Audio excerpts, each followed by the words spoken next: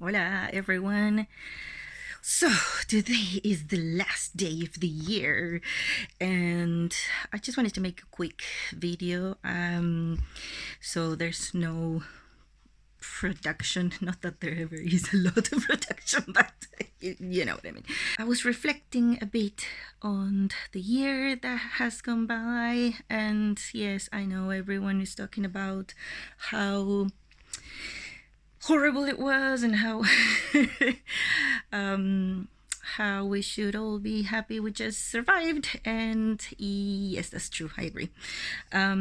But also I was thinking about how, considering everything, how I did quite well, I think, during this year.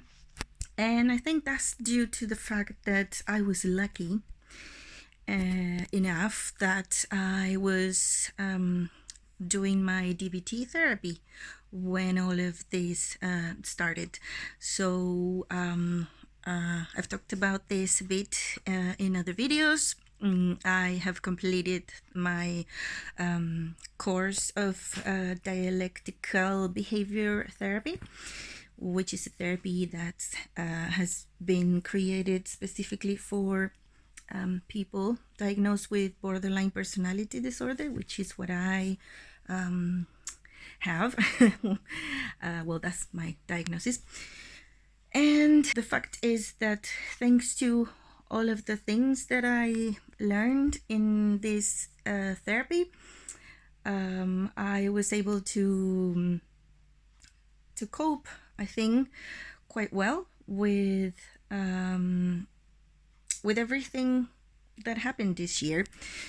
First of all, I lost 2 jobs. I'm a freelance translator and I worked in the cinema industry. Maybe one day that will start again, but well, who knows. So for about a month, I didn't have a job, but one of the things that helped me survive is that I kept busy. I was always doing something. When I realized that I didn't have a job, I struggle a lot with rumination and depression and anxiety, so to be idle for me is the worst. So yeah, what I did is I tried to find projects and work on things that I really enjoyed.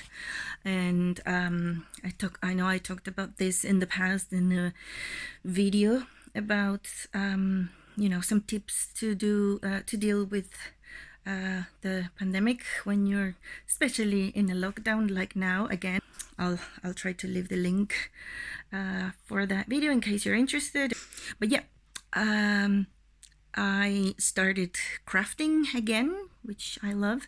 So I was doing handmade journals, and that was really, really helpful because it was giving me something to focus, to concentrate all day. And I knew when I woke up, I was looking forward to make some progress and see. And at the end of the day, I was sending pictures, to my friends. And that brings me to a little explanation that I wanted to give. I've been researching to find out and to be able to explain a bit more why all of these things that I was doing helped me so much, like being productive.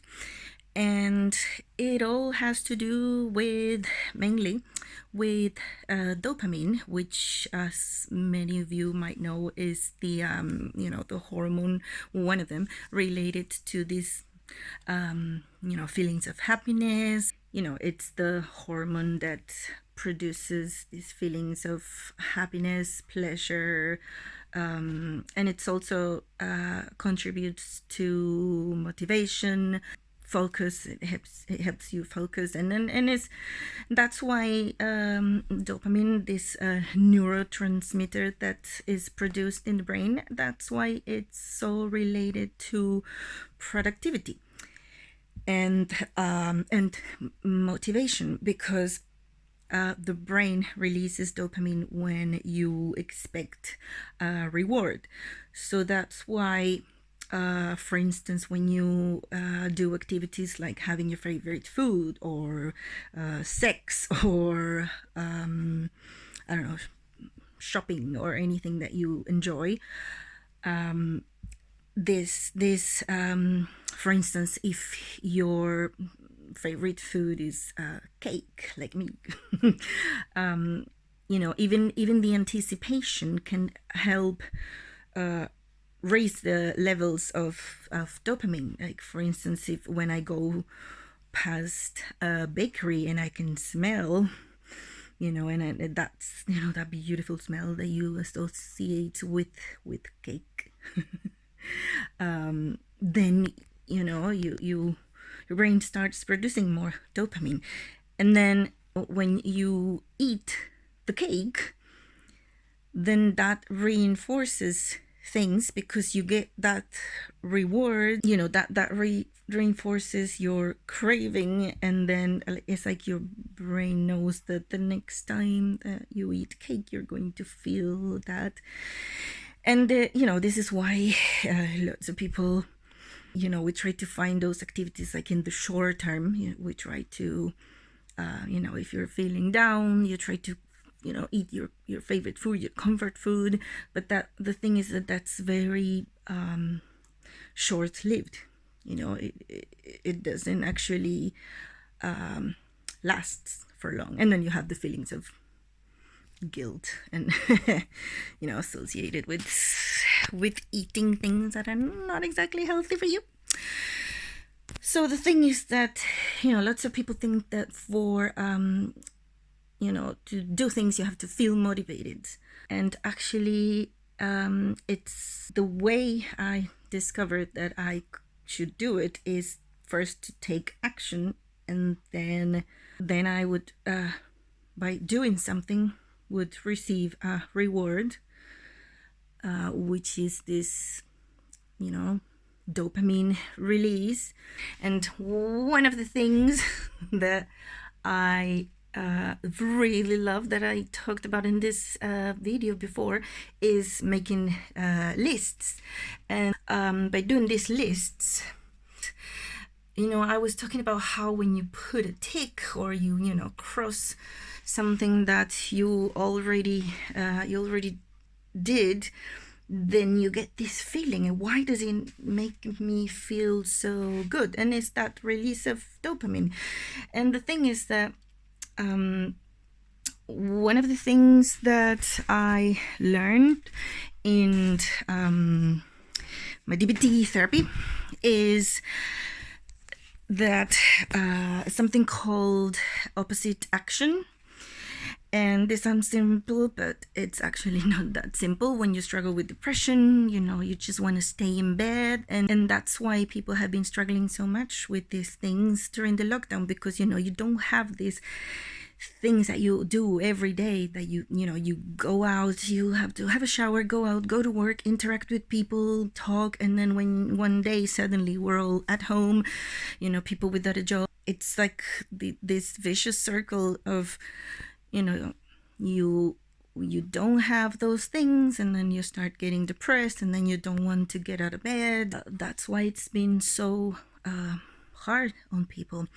But what this technique called opposite action is, for instance, for me, it's sometimes when I start the day and I'm feeling depressed, I feel like I don't want to have a shower, I don't want to get out of bed. And opposite action is what the name says. If I want to stay in bed, I just count to 5. 1, 2, 3, 4, 5, and I'm up. And by getting up and then having a shower, then I took action. And then this makes me feel a certain pride, you know. It's like I was feeling like this, but I did it. I got up, and then I make a list, and then you know, in this list that I make, I put just very simple tasks. So I make my bed, I wash the dishes from the night before, and then I also do things like meditation or.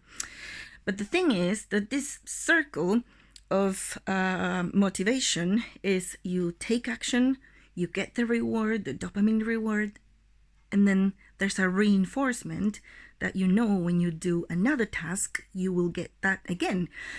And that's why I started this. I started the day with these lists that I make because, and here's the thing, you know, the brain is something that you can train. So I am changing all these neurotransmitters. I mean, I'm not a scientist or a professional, but you know, it's just what I've been reading. And so by doing these things, I used to be so untidy. My mom will confirm this. I used to be like horrible, and I used to say, you know, a clean house is a sign of a wasted life and things like that, just, you know, like as a joke. But you know what? When I was mostly depressed, so when I'm depressed, for me, an untidy place, you know, or you know, dirty things, I associate it with depression, because when I'm depressed, I don't have the energy to do anything, and you know, I don't have the motivation. So for me, when I'm doing all these things, when I'm being productive, then I know I feel better, and I have that anticipation because I know that that's going to make me feel good.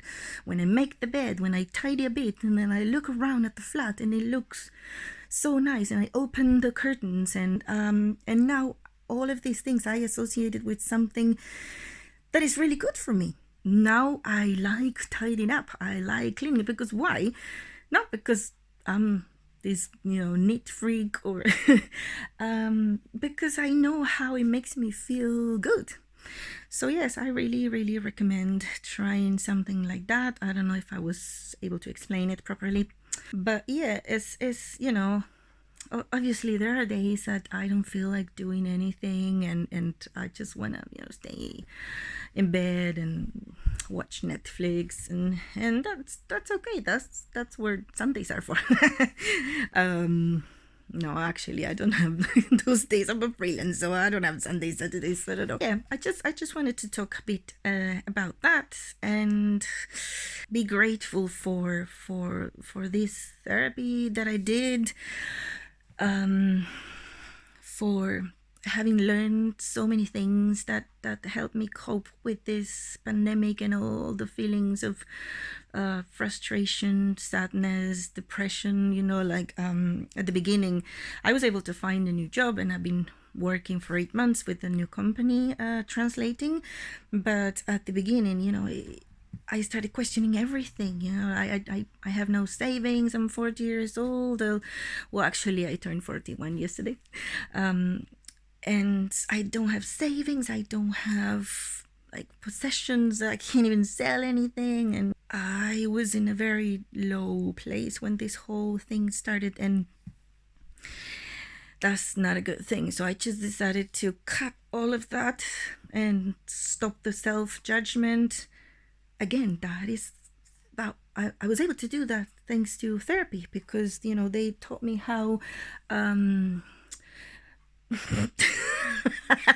how toxic and how bad it is for you, the self-flagellation, this, you know, the negative. That's another thing that my brain was so trained in the I hate myself mode, and all of that stopped with this. Well, obviously there are things that I'm still working on. So yep, that's all I wanted to tell you about in today's video. I hope it was helpful. If you think it was, or if it was interesting, please give this video a thumbs up, and subscribe to my channel if you're interested in the things that I talk about. I talk about mental health, about coping skills to deal with your mental health issues. I'm not a professional. I'm just someone who lived through things and is still struggling with my mental health. But I'm in recovery from borderline personality disorder and major depression and anxiety and things like that. And if you think this video could be helpful for someone you know, share it with them, please. And leave any comments that you want below, as long as they're respectful. And I hope you have a great start of the year. Happy New Year to everybody. Remember, as I always say, you're not alone in your struggles with mental health. You will be okay. Because if I was able to be in recovery, and if I was able to do so well in this pandemic year, then I know you can do it too. So have faith in yourself, believe in yourself. Don't be hard on yourself. See you on the next video. Have a great 2021, and try to do some of that dopamine release. Try the to-do list. Try being productive with small things. Have like very simple, small, achievable goals, and give it a try to these, little things that I told you about today, and let me know if some of these things that you're trying help you in any way. I hope they do. I will come back. See you next time with more DBT skills or coping skills. Thank you so much for watching, and see you next year. Bye!